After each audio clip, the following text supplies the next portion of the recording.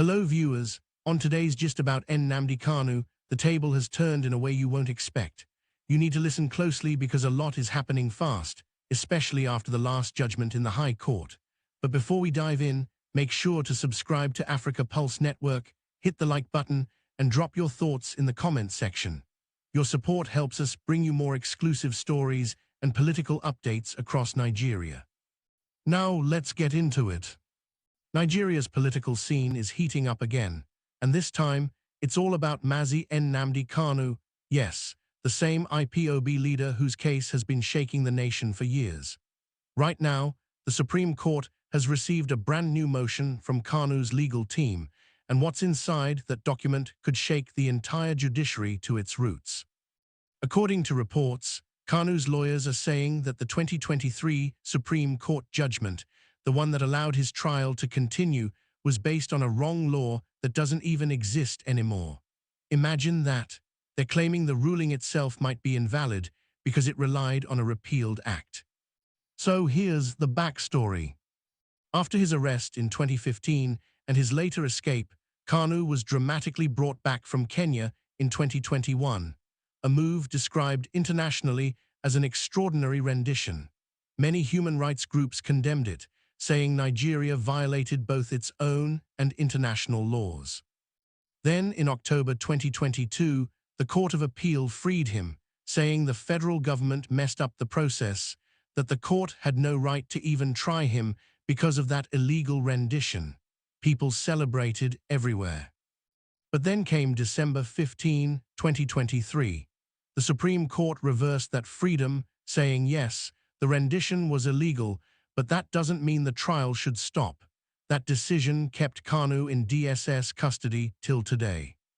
Fast forward to now, November 2025. Kanu has fired back with a motion that's shaking the system. He's asking the Supreme Court to nullify its own previous ruling. That's something you rarely ever see in Nigeria's judicial history.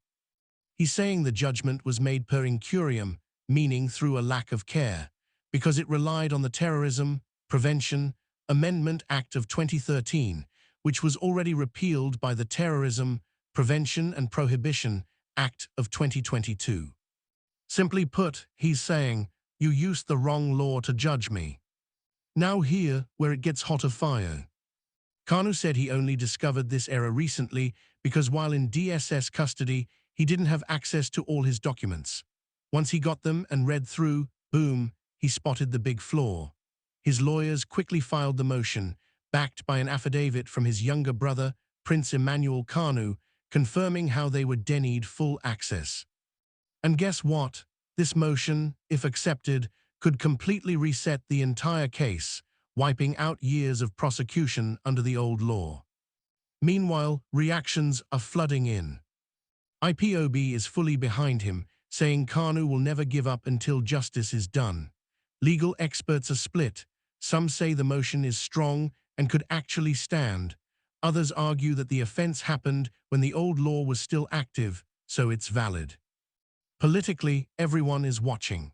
Even international observers are keeping an eye because this could turn into a test of how independent Nigeria's judiciary really is.